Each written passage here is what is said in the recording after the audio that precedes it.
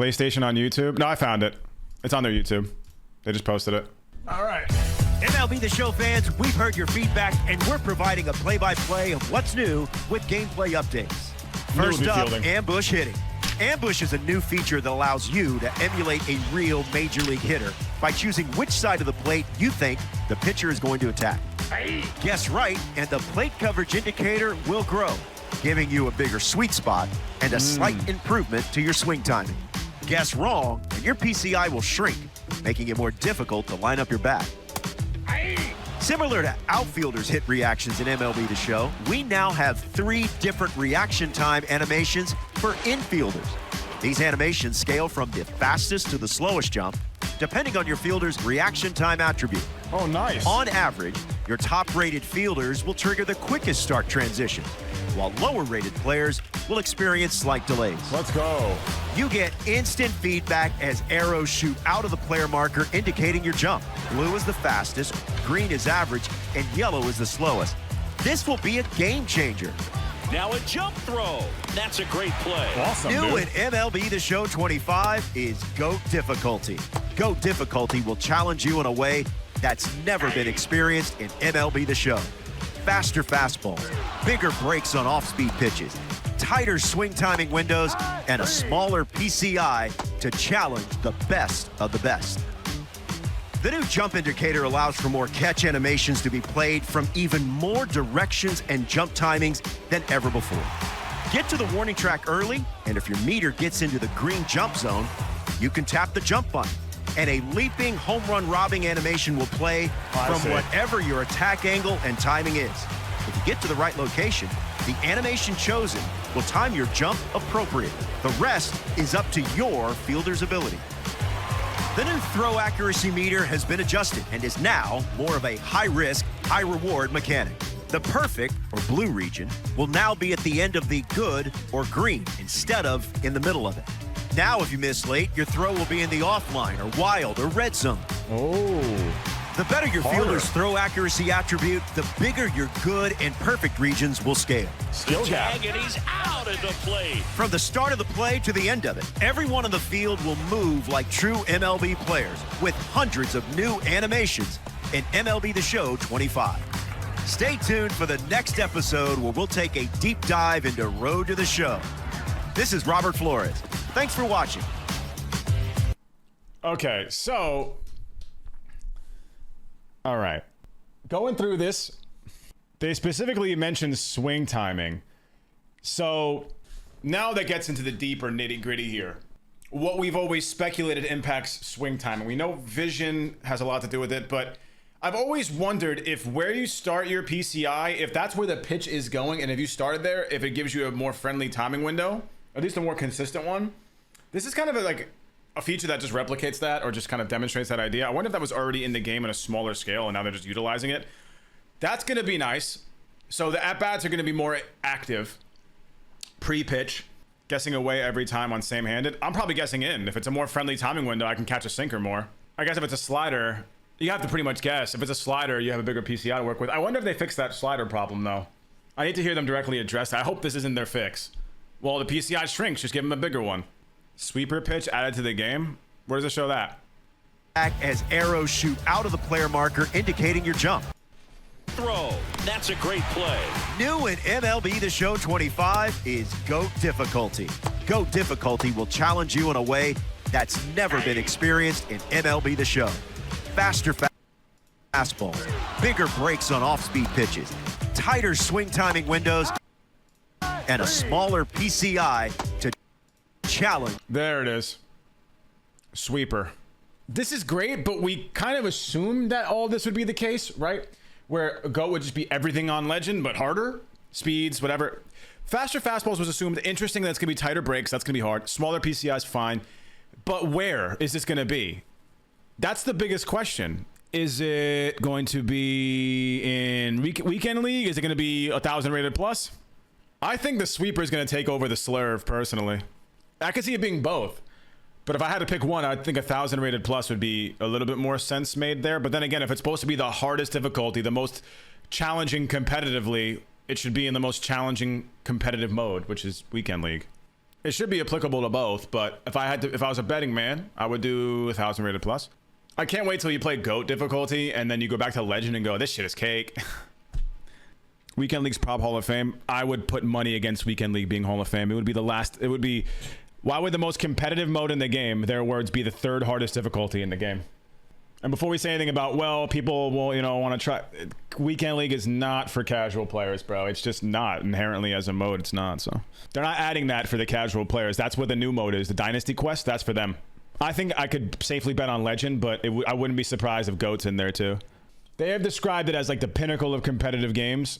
Weekend League, it's based around competition in a game that's already a sport about competition, trying to win. So there's no way that they would add a new difficulty and have it not in some online play. I would say 1,000 rated plus would be interesting, but I also could see it being in Weekend League, but who knows? Maybe from an SDS point of view. Well, yeah, if I'm looking at it from an SDS point of view, it undermines the entire point of the mode they come up with if they make it non-competitive. Plus, every change they've made in the last 4 years to this game that has been something that's friendly for entry-level players has made that mode or the overall game significantly worse. The changes to Battle Royale, the ranked in this year with 10-0, the ranked and BR programs inherently terrible, making events dumbed down. Now they don't matter really anymore. Now it's just a place to play 3-inning all-star games. That's all it is. It's all those changes have inherently made the game worse. I think they're moving on from that. I'd like to believe that, right? I'd like to believe that they've understood now that you make a game that tries to be appealing to everybody, you make a game that no one really wants. There has to be a strong appeal to somebody. If you're just lightly appealing to the masses, you get no draw. Yeah, the whole reason why they're adding Weekend League, guys, is because we want a new competitive place to actually feel purpose. It would be just completely counterintuitive to dumb that down to Hall of Fame, because then by default the rewards would have to be worse than ranked rewards, and it would just ruin the mode. It would neuter it. So this video is cool, but nothing really groundbreaking. All of this stuff we kind of figured out already, but I do like the first step reaction changes a lot. I'm a big fan of that stat being important, and I think that was super cool that there are now graphic, like there's graphical indicators of what's happening. Yeah, I think calling it a deep dive is a little much. That's why I was confused why deep dive is before a feature premiere, but I see what this is now. It's more like a light elaboration. I wouldn't say it's a deep dive. What if rewards were packs and actual cards? Well, I'd assume that they're really good packs, and that would still have the same weight, probably. Ambush hitting could be god-awful. What do you mean?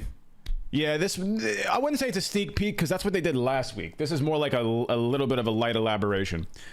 So basically, if this was a write-up, what they did last week was tell us the name of what it is, of what we got, and then this would be the small write-up underneath it. But the lengthy dev explanation stuff, that's not what this is. I think deep dive is just something that they do. Maybe like it's a pun dive. Did they mention anything about exit velo? Play of what's new with gameplay updates. First up, ambush hitting. Ambush is a new feature that allows you to emulate a real major league hitter by choosing which side of the plate you think the pitcher is going to attack. Guess right, and the plate coverage indicator will grow, giving you a bigger sweet spot and a slight improvement to your swing timing. Guess wrong, and your PCI will shrink. Okay, so it grows, it enlarges the sweet spot, so when the barrel percentage goes up, and it improves swing timing. I wanted to see something this year that helps contact hitters do a little bit better, like Tony Gwynn, because now the fielding changes combined with maybe if ambush helps a little bit with that, you could benefit now from having a 125 contact and vision Tony Gwynn helping you out, right? It's a vision boost basically. It also boosts the inner though. So it's both. I don't really see myself using anchor too much. It's too rigid. It locks you in, and the problem with anchor is that it changes the speed of your PCI to other parts of the zone. If it was just where you start, okay, but they tried to give us a sensitivity and a lock start spot at the same time, and it made it not really good at either of the two things. Yeah, I thought it would be more specific to a quadrant, like a quadrant and then the quarter of the zone, not just like outside or inside. I thought it was going to be like kind of more like anchor, where it's 9 segments you can go into. Isn't this going to be a huge advantage for hitters? If I'm lefty and guessing, I'm 80% sure it's going to be a sinker fastball. Well, it's a, I guess if it's only one side of the plate or the other, you have a 50% chance of being right or wrong. It's by definition not really advantageous if both sides have an equal chance. Making it a whole half of the zone is a little cheesy. Yeah, That to me tells me then that it's probably not going to be that strong or it's going to be broken. One of the two. They either don't realize how busted that is to make one half of the zone be your whole guess or the other. Because that's the first thing I said. When we watched last week's before we saw this new one, I said that was a large portion of the zone that you were able to get rewarded for. But that being said, in the video we watched for last week's reveal, he had just the top left. He didn't have the bottom. Could you isolate it even more? Like, could you guess half of it and it's a decent boost, or could you even zone in even further on a specific corner and get a mega boost? I don't know, because last week's it only showed a little bit. I'll pull it up. Like, watch this. Some are more difficult. This is last week's. You see that? Oh wait, no, is it blocked? Oh, never mind. I was wrong. It was just blocked by the PCI. It is half the zone. Okay. I mean, that dude hit one with the right. He guessed right, and it was 40 power. I know it's metal bat, 126. But here's the thing I'm concerned about. He guessed inside. That's kind of down the middle. That's kind of down the middle, bro. Yeah, it's in the zone, you guess, but if like any part of the ball can touch that and it counts, that's kind of crazy. Or a little bit. It should be the third of it. Yeah, like one column. And then another column, and then another columm. It's to make pitching more creative. I think that's a side effect, but not the main reason. I think they're trying to make hitting more active, and I think they're trying to... this looks like they're trying to combat something. It's also a new feature, and they like shit like this, man. They like these little, like, old-school elements. I know they do. Like, with the contact power, fucking regular swing, whatever. I would say that it's less of a strategic chess match if you could just... if it's a coin toss every time. I don't know if... we could really speak on this yet without really seeing how it plays. But to me, I don't know how you add something like this and you don't do a beta, bro. You gotta test this shit. And you gotta see how people react to it. Because I see this either being pretty damn bad or pretty damn broken. Especially with it being half the zone. Because here's what will happen. We'll walk through an at-bat. Say you're facing someone with ambush hitting as a thing. And you guess middle in every time. You could take pitches until you get one you want. And then if someone starts noticing that as a pitcher, they just have to decide when they want to mix in an outside pitch as opposed to actually working a decent sequence. Then it's more like a coin flip and not really a guessing, like a chess match. This also will add another element of stream sniping into MLB the Show, which isn't really real now, but it might be with ambush hitting. Because if a streamer's ambushing, right, you just don't pitch to that side every time. You basically see where they ambush, you hold your pitch and you wait till you see it, and then you pitch to the other side of the zone.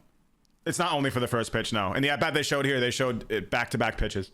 Even if you guess right, you don't know if it's off-speed or hard stuff. Yeah, but the advantage, right? I'm just speaking from a streamer's perspective here. If someone was willing to do this, to be a dick, they could literally have the stream open of the person they're playing and just hold every pitch to max count before throwing it and waiting to see where they're ambushing, right? And then they just throw the opposite side every single time, which will heighten their chances of winning if the contact zone will shrink each time. Isn't there some stream delay? There is, but only a few seconds for most, which would help with most things. But like if I'm pitching and I'm pitching quickly, you can't read pitches in time unless you're R2ing every time, which you can't do anymore. But if they're on the mound, they could take max time in between each pitch and see where I'm ambushing and then pitch the opposite side of the zone. If high-level players are great without it, why use it to risk a smaller PCI? Because if there's a way to improve your odds of success and it's attached to an in-game mechanic, people will always find a way to get good at it to maximize their output. Guess right, and the plate coverage indicator will grow, giving you a bigger sweet spot and a slight improvement to your swing timing. Guess wrong, and your PCI will shrink, making it more difficult to line up your bat. That's a pretty sizable difference. But I'm erring on the side of I think it won't be as busted as we think. I think it will be kind of underwhelming, but we'll see. Does the PCI change side instantly? If so, then you'll know right away if it's inside or away. Wait. Improvement to your swing timing. Right, and the plate coverage indicator will grow, giving you a bigger sweet spot and a slight improvement to your swing timing. Guess wrong, and your PCI will shrink, making it more difficult to line up your bat.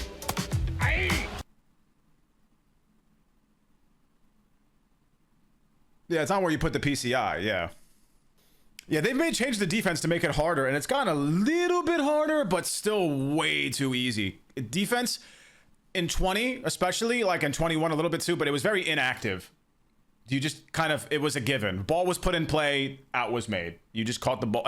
As long as the fielder caught the ball, you were going to be thrown out. As long as you got the ball in the outfield, you were going to hit the relay. It was always that way. Yeah, I mean, I think the only true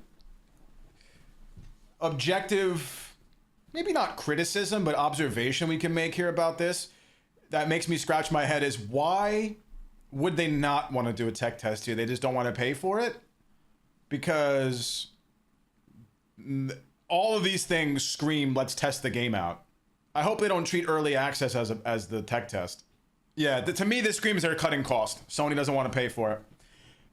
Because this is... Maybe they're just done with tech tests now. They think they have a hold on it. I truly think the only reason why they did the last tech test we had, the last 2 ones, was because they didn't want... They didn't want to repeat the issues going in. We didn't have one going into 21. They didn't stress test the servers, and we had a nightmare with all the Game Pass and Xbox players. Game was never able to be run. So I think that's why we got tech tests. But now I don't think they want to pay for it now. It's not SDS that's cheap, bro. They're not paying for this, man. A lot of the money comes from Sony, especially on the server side. I think it's objectively a bad idea to not have a tech test. Remember we said this. You know, if GOAT mode is in the weekend league, 95% of the player base will never touch it, and that's good. Right? Because those aren't the people who care about being competitive.